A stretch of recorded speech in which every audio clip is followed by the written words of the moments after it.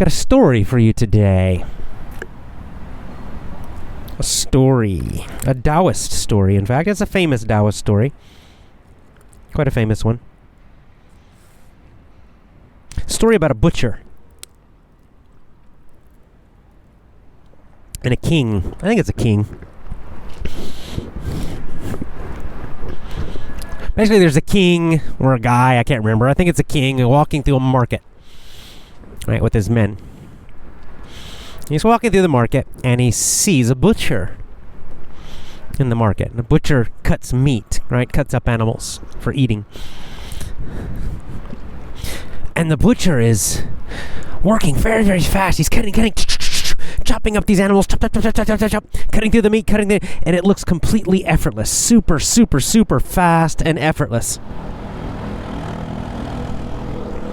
So fast, so effortless, the king is amazed. He's, whoa, wow. And so he walks over there to watch this guy working, the butcher. And he's amazed. It's just incredible. This guy's so good.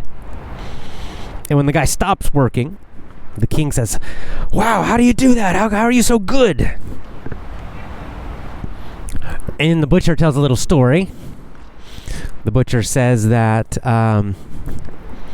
when he first started being a butcher, he would use his muscles, right? He would just try to cut through the bone, cut through the meat with his power.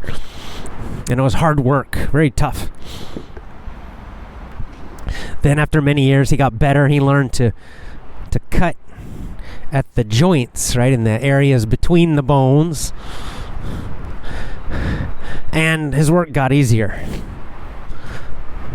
But now, the butcher has learned to cut where there is only space, to find the space between the bones, between the tissue, between the muscle, the meat. So that mostly he's cutting through air.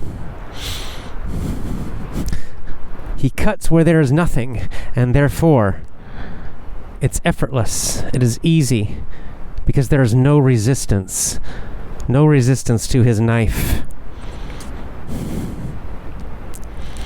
In fact, he's so good now, he says, I never need to sharpen my knife. I never sharpen my knife now. Like 10 years, 20 years, I have never sharpened my knife. My knife is still sharp after all of these years. And the king is super amazed and impressed. Why? Why is the king so impressed? Because, of course, this is not just a story about a butcher and meat. The king realizes this is a lesson in Taoism. He realizes the butcher is a Taoist master. Taoist, Taoist, but spelling it with a T in English. A couple things make this story quite impressive and powerful, meaningful.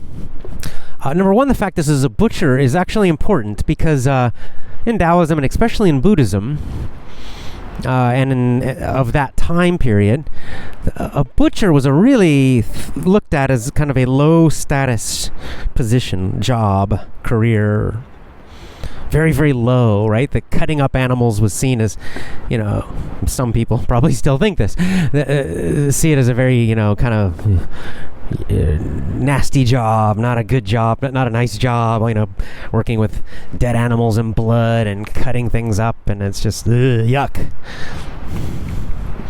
So this is very much part of Taoism, is that this idea of it's a butcher, super low status, giving a lesson to a king, super high status. That's meaningful, that's significant.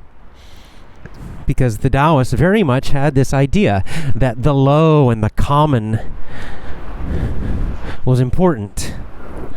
That much wisdom and truth could be found in the low and the common, in the simple. The butcher's simple. The king is a big, powerful man. But it's the butcher giving the king a lesson. So that's important in the story.